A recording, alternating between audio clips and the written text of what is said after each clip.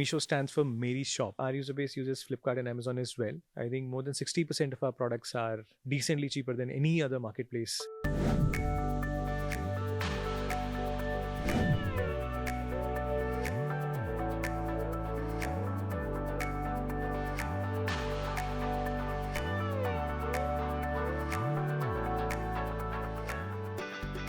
Currently, Meesho is the only true marketplace which is horizontal and profitable as well. Currently operate at a scale of about 140 million annual transacting users. So just to understand, what exactly is live commerce? Live commerce is basically a live streamer, which is a person, could be a supplier, could be an influencer, trying to sell a product online through video in a live setting. The big differentiator is we launched our industry first zero commission model, 0% commission model. Entrepreneurship is hard. You should be willing to spend at least a decade in building something which is meaningful. Hi guys, welcome to My Way. Today I have with me Sanjeev Barnwal, who is the founder of one of India's largest e-commerce platforms, Meesho. Meesho needs no introduction, but just for the benefit of our viewers, it's an e-commerce platform that is now about 7-8 years into its into coming into its own, and it's a profitable e-commerce space. It caters largely to the tier 2, tier 3 cities, so the Bharat as we call it. And today what we're going to do is we're going to try and understand that if you want to build an e-commerce platform, or if you want to get into this space, what are the do's, what are the don'ts, what are the big learnings from Sanjeev himself. Sanjeev, thanks so much for joining us. Excited to be here, Sonia. I'm excited to have you here, actually. It's very interesting, right? Just to set the context, if you want to tell us what is the situation at hand currently, how many active users does Meesho have compared to, say, some of your peers in this space? Yeah, well, sure. Currently, Meesho is the only true marketplace which is horizontal and profitable as well. Currently operate at a scale of about 140 million annual transacting users. And I think most of our users belong to tier 2 cities and beyond. So we have reach in deeper parts of the country, probably unlike any other e-commerce marketplace. Was that a conscious decision to cater to tier 2 and tier 3? I think some background there. We started in 2015, me and with it, my co-founder. And I think we started with one simple insight, right? So India has always been a SMB economy. So even if you look at retail sector, like more than 85% is powered by small businesses, right? Now, most of them still is offline. It was definitely offline then, even today it's offline. So I think that was a simple insight of how do we kind of bring all of this online and take e-commerce to remote parts of the country. Because in 2015, the incumbents had built e-commerce only for users in metro cities, right? And they would end up buying mostly brands versus the unbranded segment that you have that was completely left offline. And that is where we started this journey with simple mission of democratizing internet commerce. So compared to your peers, just give us, set the context for us, say compared to a Zomato, compared to other e-commerce platforms, say a Myntra, where do you stand? Yeah, I think the key difference is being asset light, which is we are a tech-driven marketplace where we don't own any inventory, we don't own any warehouses. It's completely asset light, which then gives us this agility of expanding into deeper parts of the country very quickly, expanding to different categories within e-commerce. And hence we have been able to successfully kind of build a horizontal e-commerce which is profitable. And that's why you're profitable even now. Exactly. So I think profitability has been a pretty interesting journey for us. So we started this about 12 to 18 months back. And I think things that have worked out really well for us. One is we kind of more than doubled our revenues in 12 to 18 months. And we reduced our operating costs, which is cost per delivered order, by more than 10% by kind of bringing in more logistics efficiencies, by reducing our server cost by more than 40%. So I think profitability has been a very exciting journey, but again, a lot went into kind of delivering that. So when you talk about horizontal e-commerce, you're trying to say that anything and everything is available on Meesho, Yes. including electronics, clothes, other items, stationery, perhaps, everything. Exactly. So you're like an Amazon, basically. So yeah, just that we are a marketplace model. So we don't hold any inventory. And it's as simple as any small business can come and take a photograph of their product from their phone. There is no restriction of shooting a product on a model. There has to be a background white image. No such restrictions. You shoot a image from your phone, you list it on Meesho, and you'll start selling to like millions of user base that we have in India. Oh, how did you think about this idea? No, I think it's been quite a journey, a lot of iterations which led to that. If you want, I can go deeper and kind of Of share some course, I would insights love there. to. I would love to. Yeah, so I think when we started, when we had this idea of democratizing internet commerce, right?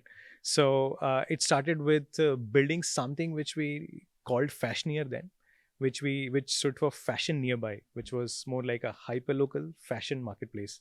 So it was as simple as people could order products from shops around them, which was mostly fashion, and then they could get it within few hours. And very quickly we realized in fashion, or rather in e-commerce, that doesn't work because especially in fashion it doesn't work because people go after variety. You need a very wide selection of kind of products, as opposed to grocery where you have a very limited selection, hence you can kind of store it nearby.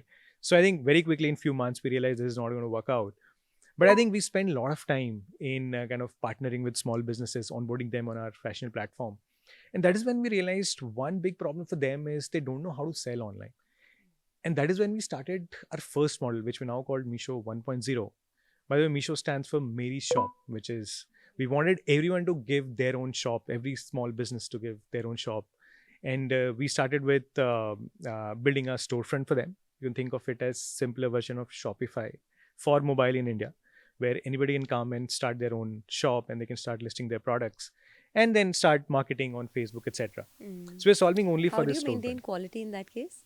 So I think in the first model, it was more the onus was on the SMB themselves to kind of maintain quality, because we are not responsible for driving demand. And that is where the second model comes in, where we kind of pivoted and then we launched Meesho 2.0, which is very closer to the current model that we have. Any supplier who uploads an inventory today or uploads a new product today, they'll get some visibility in the marketplace. Then we look at a lot of their performance data, which is ratings, reviews, dispatch times, quality, and so on, in terms of the product reviews that are provided. And then our algorithm decides whether this product can be scaled and to a lot more users and can be scaled on the marketplace, or if not, there'll be certain issues that'll show up in your reviews, like maybe the color doesn't match your description and so on. So we summarize those reviews and then pass it back to supplier to help the supplier make a better decision, because ultimately it's about making the supplier successful as well. And that is only then you democratize internet commerce, right? So how do you make it very easy for suppliers to understand how to go online, how to write the product description right, how to set the right expectations in the images?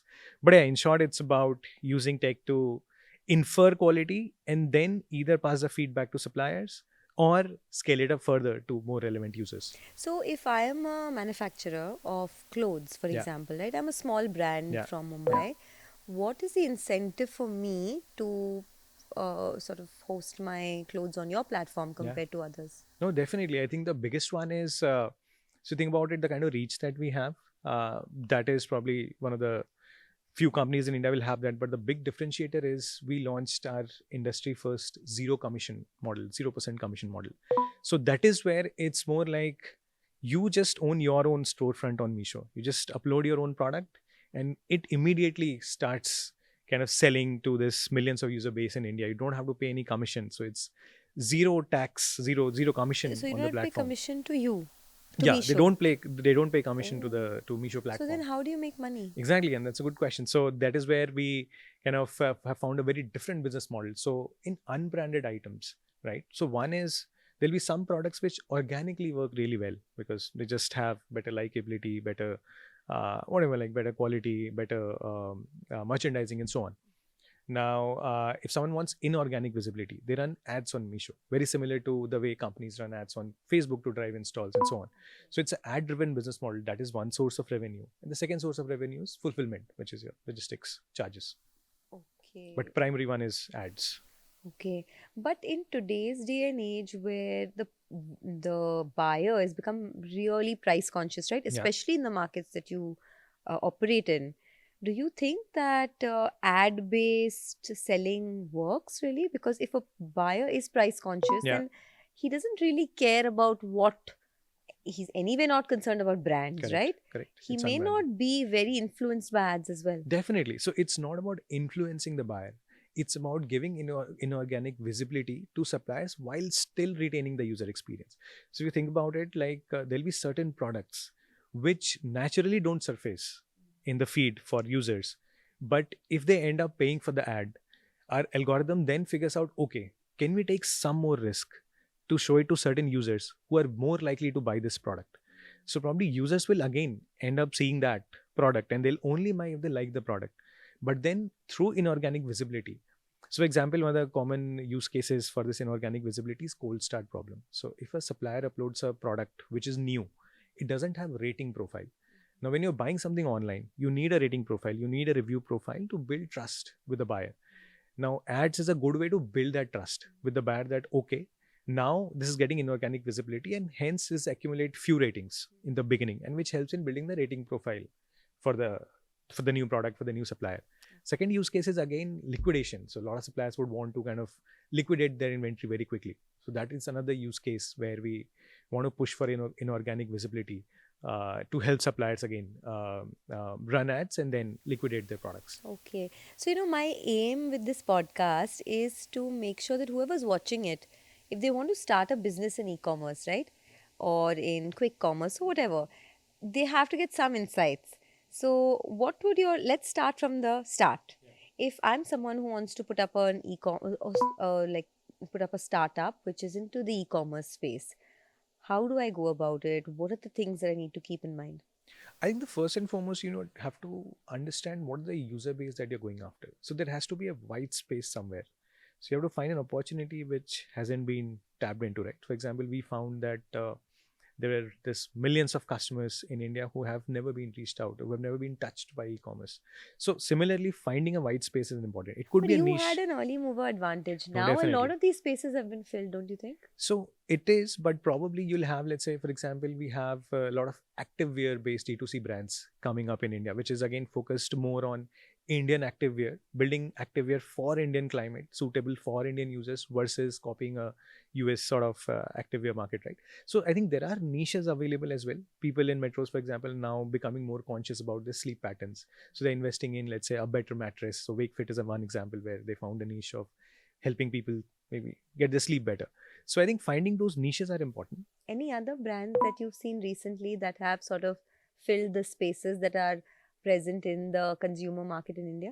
I think not necessarily e-commerce, but if you look at, let's say, Kuku FM, again, a subscription-based business where it's audio podcast sort of platform. And they have been able to, again, penetrate deeper into the Bharat, so to say, which is like, again, smaller towns and cities where people end up paying for listening to their podcast, to their stories. So it seems like there is a wide opportunity. There will be opportunities available for people who have come online in the last 5 to 6 years. And I think mostly people in smaller towns have now also started building trust in trying to purchase online. So, and the COVID definitely helped. And we also saw that. So that helped in accelerating that journey of building trust in buying online. But I think people who have come online in the last 5 to 10 years, right? 5 to 6 years maybe. There it is. I still hope like there are a lot of opportunities left where new businesses can be built. Okay, so you said first find the spaces, right? White Exactly. spaces that exist in the industry and sort of then find where the opportunity lies. What next? Yeah, I think finding user base is important. Otherwise, you just don't know where to go to, right? Where to start. And I think in the beginning, it's not about scale. It's about finding that first smaller cohort of users, could be 1,000 users, but who really love your product, who can be your champions. Now, once you identify that niche, that smaller set of user base, next is probably spending a lot of time with them to understand what are their problems. And for us, that has been a very big learning. Like we kind of pivoted our model twice. I talked about Fashioneer to Meesho 1.0 and then the second marketplace model. And the single biggest thing that has worked out really well for us was talking to users. So we are always in touch with our users on WhatsApp, on call, just trying to understand what are their problems. And again, you can go to your users to understand their problems. But solutions you have to figure out because they don't know what could be the best solution. They could be looking for a better or a faster horse cart, but what you will end up providing them is a Ferrari, which is a very different solution. The third step is just trying to launch an MVP. Now, MVP is minimum viable product, which is what is the minimum amount of effort that you can put to build a app, a business, a platform in a very scrappy way to test out your idea. Because building an app, building a business is hard. So you want to learn fast and fail fast. And the only way to do that is build something very quickly. To start. To start, build something very quickly, go back to your users and get their feedback. Because if you end up keep building for 3 months, imagine the feedback cycle is so low that you invested 3 months of your time, your team's time, and then you realize it just doesn't work. So for us, for example, WhatsApp was a platform that we leveraged a lot. So our first version of Marketplace, interestingly, was not an app. It was WhatsApp. So we would just run a WhatsApp group with a lot of This users. was 7 years ago. That was 7 years ago, yeah. Okay. This is 2015, 16. So that is where we got a lot of feedback. Okay, this is the type of product that works really well. This is the type of user base that we should go after. Okay. And is the Bharat user, I mean, Yeah. just to, clarify, Bharat is the user base that's Yeah. largely in tier 2, tier 3 Yeah. or the rural population, right? Exactly. Is it very different from the urban market? No, it's amazingly different. And we How is had, it so? we had a lot of our learnings. We had to put our biases aside. I'll give you one example. So you'd be using a lot of Android apps, right? And you'll find a lot of settings a lot of options in the app is hidden behind those 3 dots. Some people call it hamburger icon. Some people call it those 3 dots. Now for Bharat users, when we started, I think the tech savviness was not at a level where people would understand that there are a lot more options hidden behind that hamburger icon. So how do you put most of the options upfront on the app for people to kind of make it easier to navigate across the app? So Bharat users for a very long time had used only WhatsApp, Facebook, YouTube maybe. So those were 2-3 apps they were always comfortable with. So how do you keep your interface as simple as WhatsApp? And WhatsApp is a great example of simple interface. I think that is one. Second is in e-commerce, for example, for us particularly, like how do you make it more visual? So if you want to convey this idea that, okay, in this particular section, you'll find price points which are, let's say, less than 300 rupees. Or in this particular section, you'll find kurtis. Like instead of writing kurtis, you put a photo of kurti there. So make it more visually appealing and visual navigation as opposed to text heavy, because reading is hard and there'll be a lot of vernacular problems as well. Like not everybody understands English, and some people will develop comfort, or most people will develop comfort with reading English, but then that is not their natural language. Now, e-commerce as an experience is hard for a lot of people. You have to make a lot of decisions. Which product do I click on? How do I read my reviews? What is a 1-star? What is a 5-star? Like, how do I go to checkout screen? Which payment mode do I choose? So a lot of nuances in an e-commerce journey. So how do you make it very simple for people to use? But I think few things that people should really keep in mind while building for Bharat is user first mindset. You go back to your users, keep your biases aside, go back and understand what do they really want. Keep it more visual, keep it light, keep it easy to browse.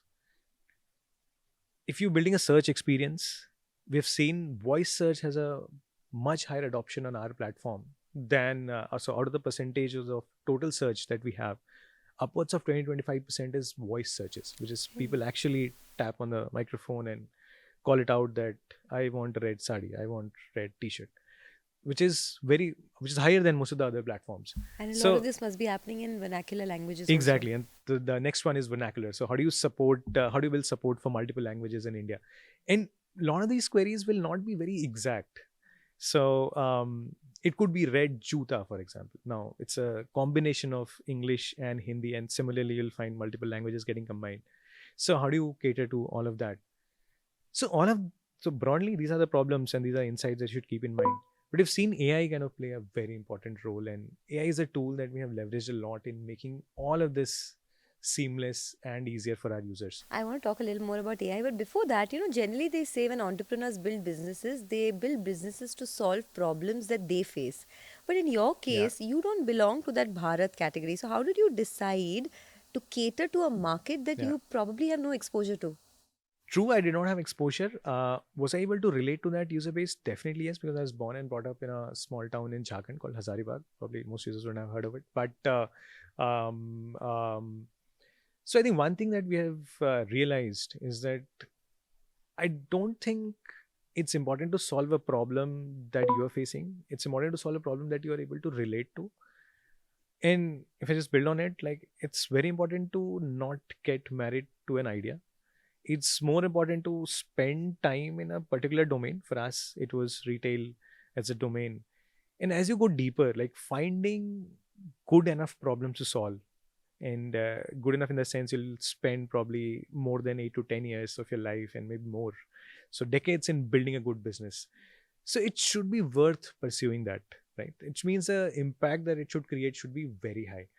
And that is where finding problems, which creates a lot of impact, takes time. And e-commerce was a new domain for us. So me and Vidit, we both graduated from IT Delhi in 2012. I was an engineer. I went to Sony as in Japan for 3 years as a software engineer, building consumer cameras, far away from e-commerce. Like it's not that, and it's not even in India. So we knew that when you're starting up, like it will take time to build understanding a domain. That is what first couple of years was about for both of us. So from growing up in a small town like Yeah. Hazaribagh and moving all the way to creating one of the biggest e-commerce platforms in India, how has the journey been for you? Growing up in a small town, it's always about you either want to become an engineer or a doctor because that is what the society conditions you to do, right? So yeah, that was a choice that I made. I wanted to become an engineer, and then I did develop a lot of interest in technology, and that is where I chose my first job as a software engineer. Ended up building for consumer cameras. But 3 years into the journey, I realized, okay, what next? What do I want next from my career? Like, what should my next 10 years look like?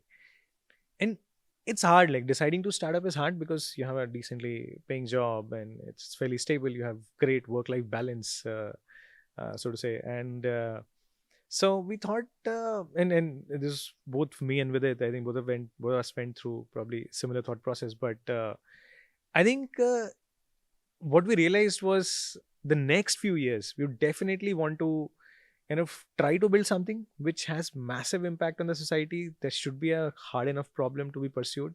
And this is 2015. This was a time when startup ecosystem in India was kind of In its nascent stage. exactly in its nascent stage, but also there are a lot of opportunities showing up. You'd hear like tens of startups coming up every month, very different kind of business models, very different opportunities. So we thought now is the time. If not now, probably we're going to miss on a big opportunity. Miss And out the bus. exactly. So you said you have 140 million users, unique users at the moment. So we have 140 million annual transacting users. So in a year, 140 million users buy on Meesho. Okay, and 140 million users buy on Meesho in a year. Yeah. This compares to 4 million users that buy on Nykaa Yeah, in a month. Yes. in a month. Yeah. Okay, and so So just to give you overall, like we give have us the monthly numbers. monthly active user base is roughly 150 million users. So about 150 million users open our app every month. So that is the kind of scale that we have today. And on the supplier side, again, we have about 15 lakh suppliers on Meesho. So 150 million users open your app every month, but correct. how many of those 150 million users spend on your app? I think on an average, our AOVs are roughly about 360, 370 rupees. So, and a large percentage of them will end up buying in that month. So, overall, I could, so basically our overall GMV, annual GMV is roughly $5 billion. So that is either fourth or fifth largest retailer in the country. Wow. Yeah. Okay, that's big.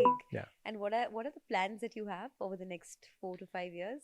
So if you look at e-commerce market overall, I think it's forecasted to grow to roughly 133 billion in 2 years. It's currently about 72 billion. So close to double. Now, large part of their growth is going to come on the back of new to e-commerce users, which is mostly users in small towns and villages. So them coming online and them increasing their buying behavior and increasing their transaction frequency. And Meesho is probably the best suited platform to kind of cater to that market because we already have that penetration. We already have the lowest cost distribution supply chain that we have built. So I think I'm very excited about taking Meesho to millions of hundreds of millions of more users in the next 3 to 4 years, expanding across categories as well. So while we have presence in almost every category, right from fashion to home and kitchen to home decor and cosmetics and so on, how do we go deeper in each of these categories and how do we unlock supply from remote parts of the country as well? And third, me being the CTO and I'm very interested in technology, so I'm very excited about AI. So generative AI kind of became the thing about 2 years back.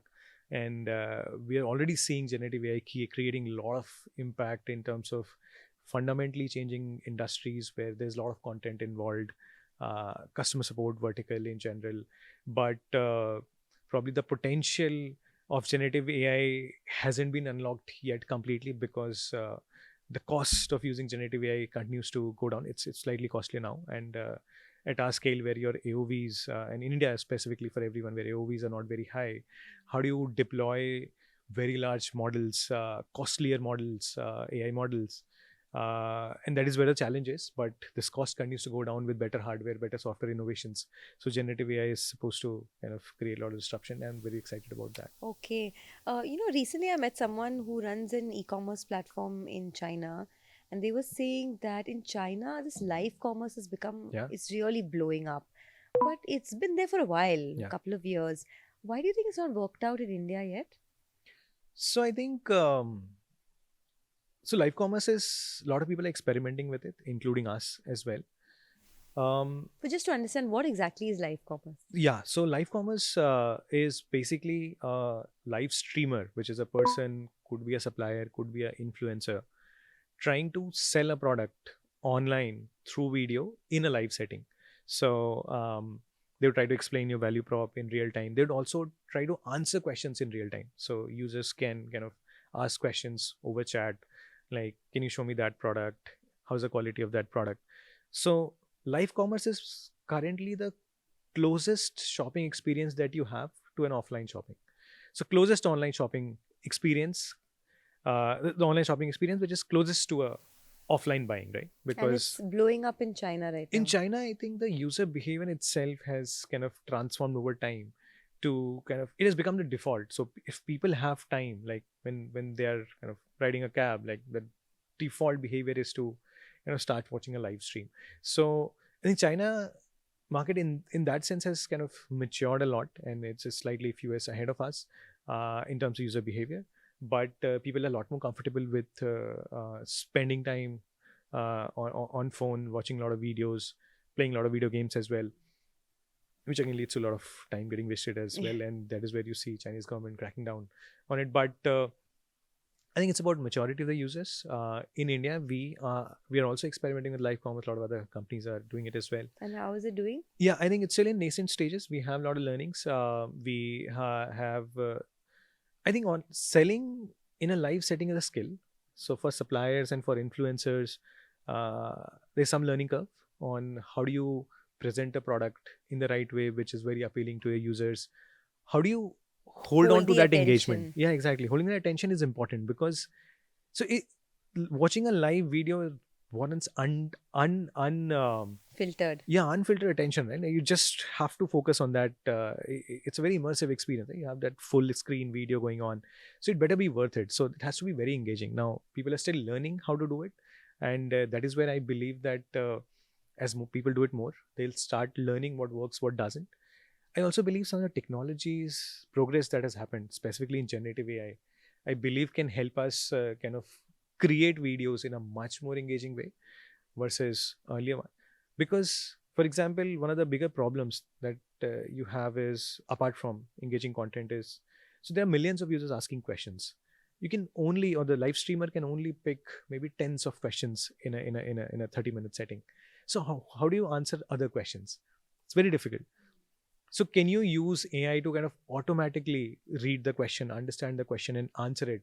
Or maybe help live streamers prioritize certain questions which are more frequent ones, and hence create a lot more engagement. So I believe with a lot of advancements that have happened in AI in the last couple of years, live streaming will become slightly easier for content creators, which is influencers. But still, we are There's a experimenting. long time to Yeah. go. So what do you see as the future of e-commerce in India? So I think future, um, be honest, I feel future is a marketplace which is fair, fair in terms of enabling every supplier to kind of go online and sell online without any filters, without any biases from the platform. So that is on the supply side. Fairness of marketplace is very important. Fairness is, you don't favor one supplier over the others just because you end up making more margin from one supplier, right? So fairness is more important. Second is, I think e-commerce experience in general tends to be very complex for users. So it should get simplified over time. So in the next 5 to 10 years, how do we bring this e-commerce experience closer to offline shopping experience? So can it evolve to become as seamless as going to a local shop, going to a local bazaar, and kind of interacting with the shopkeeper, and trying to look at a lot of products, ask a lot of questions, trying to understand the look and feel as much as possible through a more immersive experience? The restriction there is technology. So technically, on high-end smartphones, this AR experience or this immersive experience is possible even today, but the penetration is very low. So will technology kind of become cheaper to an extent where uh, you can run kind of immersive experience on most of the smartphones out there, and then can you modify e-commerce shopping to make it very closer to live interaction with the shopkeeper? Probably that is the delta which remains even today, and hopefully it'll get bridged in the next 5 to 10 years. Okay, and you were talking about AI, right? The use of AI Yeah. in the e-commerce space. What are the big trends, the couple of big trends that you see in the AI Yeah. space happening now? So I'll come to generative AI, but before that, AI has been there for quite some time now, and we ourselves have we set up our AI team about 4 years back. Some of the biggest use cases in a marketplace like ours is personalization and recommendation. So just to give you some perspective, like we have millions of products at a given point in time. Now, users span is attention span is probably few minutes, 2 minutes, 5 minutes maybe. So for every session that user gives you, which is opens the app and starts browsing, it's a feed experience. Probably user will end up browsing 20 products. If user doesn't like 20 products, I don't think user is going to continue on the app. So how do you filter most relevant 20 products from millions of products? And you can't do that using human tagging, using human involvement, because it just doesn't scale. You have millions of users, millions of catalogs. How do you do this demand supply matching, right? So this is where personalization and recommendation comes into picture. So how do you understand user behavior, traits of a user based on past history of purchases, past clicks, the different types of products that user has viewed and bought and not bought? There are positive signals, there are negative signals.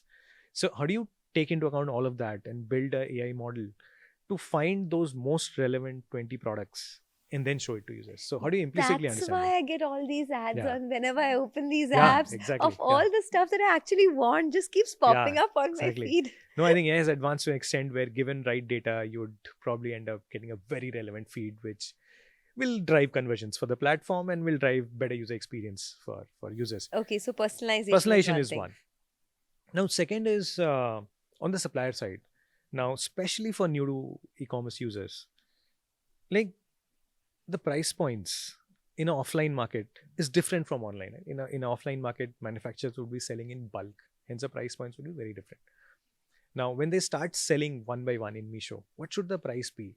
How do they price the product in a competitive manner? Which is, let's say, if a kurti is selling for 400, should it be 400? Should it be 410? Like it depends on a lot of competitive dynamics on the platform. So how do you help a new to e-commerce supplier to price the product right?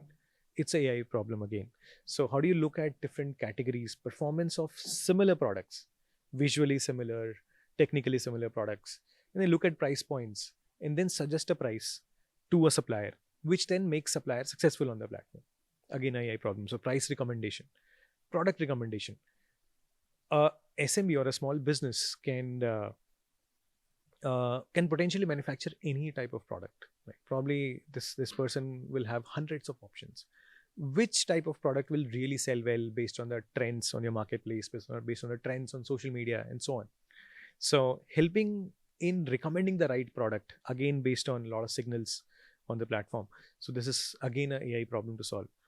Address is a very interesting problem to solve for Bharat users. So you'll hear addresses like I don't know, left of this mandir and then behind this paid and so on. Yeah. So, and these are real addresses, like because not every house has a number in smaller villages. So how do you understand this address, and how do you convert it to a address which is reachable and which your logistics partners kind of go ahead and are able to deliver successfully? Is an interesting AI problem. How do you rewrite that address? How do you help users in writing the right address? Fraud is another area which in e-commerce kind of tends to be pretty interesting and a challenging problem for most marketplaces. And AI plays a very important role in understanding what type of users are colluding together to create this fraud, and can you detect them? Can you detect duplicate logins from the same user across different devices? So a lot of AI algorithms are used to detect fraud upfront, right? So these are trivial. AI has been there for some time, and we have applied a lot. Voice search, etc. Everything is powered by AI. Image search again. We have more than 10% of our searches where user clicks image of a product and then And searches then for it, post it.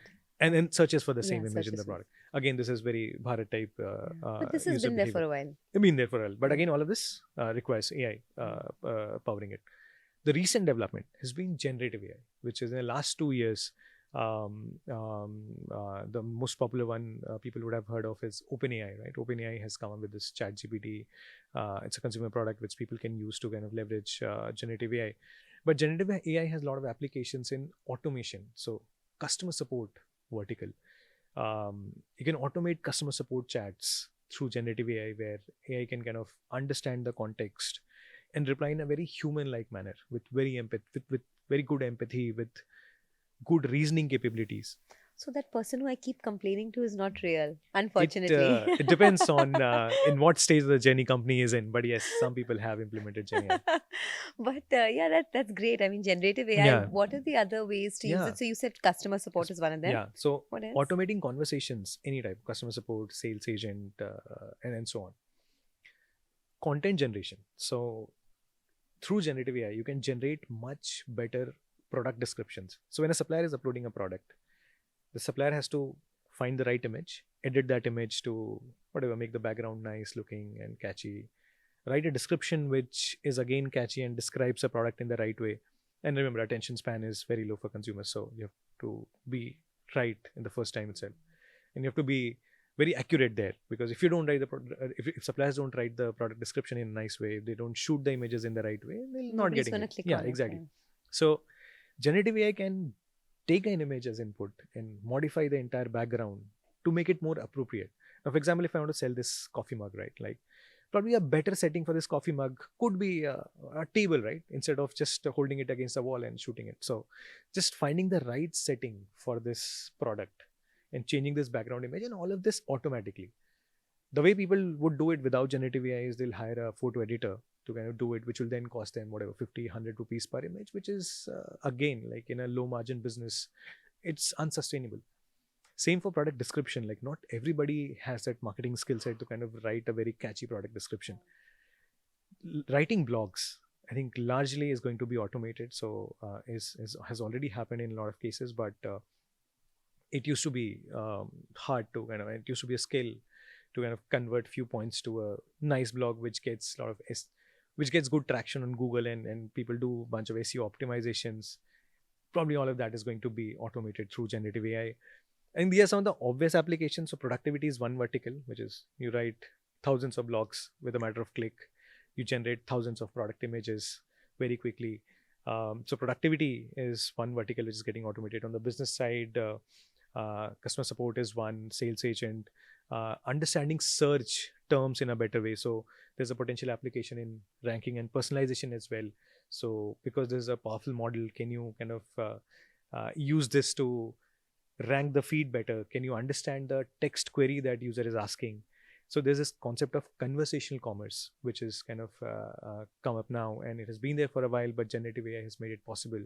Conversational commerce is essentially you try to browse the app through conversations rather than browsing the feed or doing one-time search. So for example, if I want to buy shoes, like I'll go to Meesho and I'll search shoes, for example. I'll see a list of products. But conversational commerce is I'm able to build on that query. So what I really wanted was red shoes. After looking at few shoes, I realized, okay, I want red shoes. So I should be able to type, oh no, I want red shoes.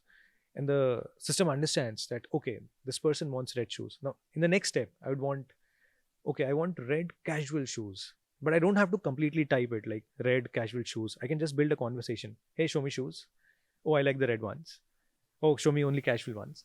And then system and this generative AI Wow. enabled system, driven system would then understand the context and keep refining and showing you the right products. Wow. Some companies have implemented this. We are still experimenting, but so that is where like the power of generative AI is yet to be unlocked, but we are already seeing a lot of applications. Wow, that's amazing. There's Yeah, so much learning over there. I mean, I didn't know that there were so many things that AI yeah, used for, especially, well, in definitely. for e-commerce. But I want to talk a little bit about your own journey Yeah, also, because I noticed there's a lot of passion in your product, in your business. And you said you started by saying that you come from a very small yeah, town, right? Hazaribagh, you yeah. said. Is it a cliche that people who, come from nothing, who come from a place of no wealth, uh, have more passion to build, or do you think it's Well, otherwise? I would personally not believe in that because passion comes from But did you having. come from Definitely, I was from a what low to mid income segment family, right? okay. Like low to mid middle class probably, lower middle class probably. Did you always want to be an entrepreneur? No, no, definitely not. Like in the first, so right until college, I was never sure that I wanted to start a business at all. Like I really love technology, and I chose Sony in Japan because I thought I'll get to build this cool consumer cameras, some software Mm. powering that again, reach of millions of consumers. I think it's going to be pretty interesting, and I love building product. I loved solving problems through technology. I think that was the only thing that I knew then. Mm. And few years before that, I didn't even know that I will get into software programming and into technology and so on. So I think I don't think it's about the background. It's more about if people develop clarity in life, like what do they want?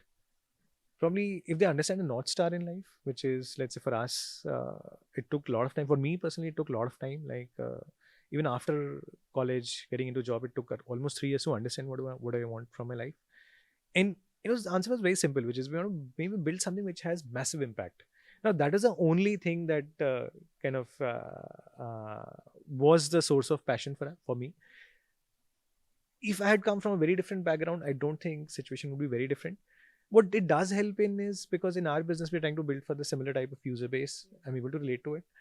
So there's this sort of humbleness to it, as you if you call it. Like we do a lot of user visits and user calls to understand.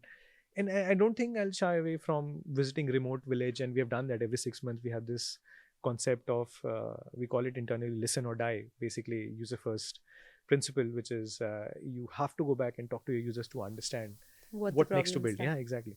And we would keep visiting remote parts of a smaller town and we'd keep visiting users' houses to understand how do they think about e-commerce. And what's the next, where do you see the next big demand come from? Since you talk to so many users in rural tier 2, tier 3 cities, where's the next big demand boom going to come from?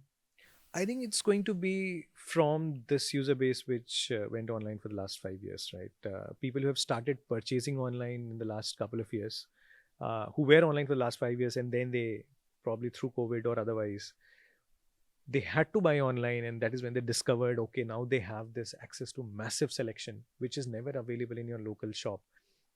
So this is a user base which is not spending a large percentage of their overall spend online yet. Maybe so if you think of typical low to mid income segment customer tier 2 plus, like maybe in fashion they'll be spending sub 30% of their overall spend, like 60% is in grocery. Um, and large part of that is offline. So how do you kind of convert some decent percentage of that to online, because this user is reachable now, has bought some products online and hence trusts online as a medium to purchase. But then how do you expand to some of the other categories? And that is a problem that we are also solving in Meesho, which Actually, is that was my next question. Quick commerce has become such a yeah. big area of growth, right? Does Meesho plan to sort of expand into areas of grocery, quick commerce, food in general? So quick commerce, I believe, is doesn't resonate with our segment because quick commerce is more to say convenience over price, which is so people who can afford certain logistics charge uh, can get this, would seek this convenience of getting stuff in 15, 20, 30 minutes. I don't think our TG is like that. So they would rather wait for a day to kind of get the stuff at 10 rupees cheaper. So for us, quick commerce is not the right model to explore. We've recently expanded into this mall concept, which is within Meesho. We now have a tab which is called Mall, which is essentially we've onboarded certain brands, but these are more regional and affordable brands like Decathlon and Boat and so on, which is slightly higher price points but still affordable by our TG. And this is a new and upcoming vertical that we have within Meesho, where we see very good traction and users kind of in addition to all their daily buying, which is their daily wear buying sort of thing, now moving to some of the occasional purchase where they let's say festival oriented buying, where they try to prefer certain brands which are still affordable but more regional in nature. Okay. So you're very clear that you have a particular target audience, which is Bharat. Yeah. You don't want to move to the urban side. Today, that is the case because we believe there is large opportunity that is left still on the table with. Do you have any Bharat competition? Users. So in our user base, I'm sure like our user base uses Flipkart and Amazon as well, but I would believe that the type of products that we have, the price points at which we offer, I think more than 60% of our products are decently cheaper than any other marketplace, and that is because we have built this asset light model, and we've chosen to invest in certain areas and not invest in certain areas, which then unlocks this lowest cost distribution supply chain, and which makes it very viable for value conscious customers versus some of the other people. So I want to understand more about this asset light model. So you're saying that Meesho has no assets of its own, either logistics, either warehouses, nothing. Yeah. Do others like Amazon, Flipkart also operate on that model?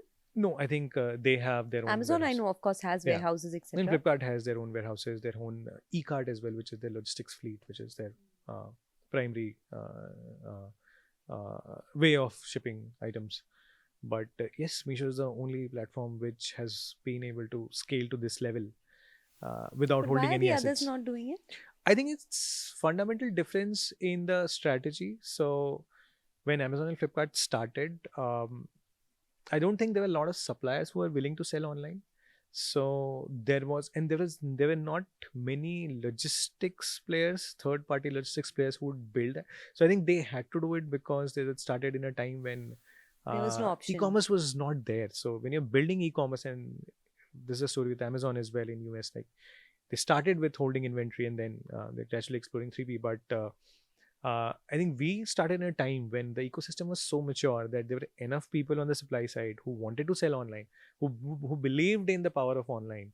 And enough logistics players as well, and which made the job easier for us. Yeah.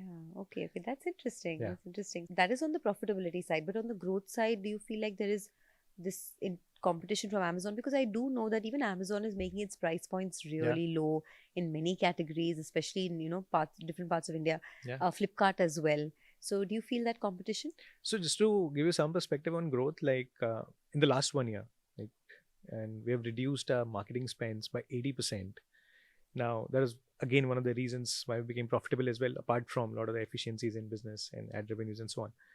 And we became profitable in July, and we have continued to stay profitable for the subsequent 2 quarters as well. So that momentum continues, and hopefully we are on for a potential IPO in the next 12 to 18 months. But despite reduced marketing spends by 80%, we have grown 40% YOY year over year during this sales season. So that talks that kind of shows the amount of expertise that we have built in organic growth. So if you've reduced your marketing spend so much, how are you building distribution and reach? So a lot of this is backed by organic growth. That is one. And the 20% that we are spending on inorganic marketing, we have found really good efficiencies in terms of spending it in the right way, optimizing our marketing spends to make sure it is spent on the right TG with the right signals, so which is with the right main assets. Platform, what is the main kind of media that you use in order to market? So I think one is brand marketing, where we run TV ads with celebs and so on. And then there is performance marketing, and there's decent investment in both of these buckets. On the performance marketing, the Facebook and Google continues to be, and I think that is for everyone, but continues to be top 2 platforms where people invest heavily. I think the catch there is you'll have to optimize a lot in terms of, there are a lot of tactical optimization that you can do to experiment with a lot of creatives on the fly, and that is where generative AI also comes in. Like you can generate thousands of creatives with a matter of in a matter of seconds. You can then experiment with a lot of creatives in social media to understand which one works really well. So how do you optimize your marketing spend? How do you target the right TG? How do you pass the signals back to Facebook and Google to help their algorithms tune the targeting well? So I think all of this kind of unlocks a lot of efficiencies in customer acquisition cost. Okay. Have you made any major blunders in your entrepreneurial career? Wow. That's a good question. And I think I wouldn't say we haven't made mistakes. We keep making mistakes because we pivoted twice. You can always call the first two models a blunder because it did not work out right. But I think what is more important is, see, entrepreneurship is hard. You'll keep taking a lot of bets. You'll keep launching a lot of experiments. 90% of them will fail. But a 10% that succeeds should probably hit it out of the park. So that should lead to disproportionate success, right? So when you fail, it's important to learn from those failures and try to avoid repeating that. So I think failures will always happen, but it's more about how do you take it and how do you move forward. The first two models did not work for us, but then that did set us back to some extent, but then that helped us learn a lot about our users. And that is where we built this marketplace. Okay. You were telling me you want to do an IPO in the next 12 to 18 Yeah. months. That's your goal? That is definitely, I think that's not a goal. That is another milestone that we would want to pursue and take it public and make it easier for a lot of people raise investments, make it easier for us to raise investments, make it easier for our employees to generate wealth as well. But yes, we have become profitable and we have continued to stay profitable for the last So, two do you have quarters. any revenue or profitability target before you come out with the IPO? Not yet. We're not disclosing yet, but we became profitable in July and we have continued since then. Okay. Just some more insights from your own entrepreneurial journey. Anything that you'd want to sort of say was your biggest takeaway or biggest learning, something that our viewers can, Yeah, go sure. home with? I think first and foremost, entrepreneurship is hard.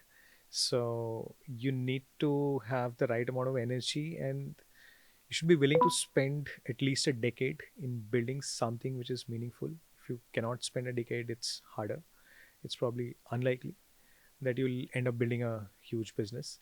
And second, I think being open-minded is important. So you start with one idea, but again, as you spend a lot of time in a particular domain, you'll end up discovering newer problems, ancillary opportunities. So being more open-minded and open to expanding your business to kind of encapsulate and try to attack all the opportunities that kind of are ancillary to each other, kind of definitely is important. Okay, Sanjeev, it was great to learn from your journey and to understand this whole business of e-commerce. And you've been doing exceptionally well in 7 years. You've achieved a lot, achieved profitability, one of the biggest e-commerce platforms in the country, and targeting a part of the country which is ever growing, right? Bharat, as we call it. So all the best with your journey. Thank you. It's nice talking to you as well. Was great sharing experience with you. Thank you so much. Thank you for watching CNBC TV 18. For all the latest news and updates, do follow us on our social media platforms.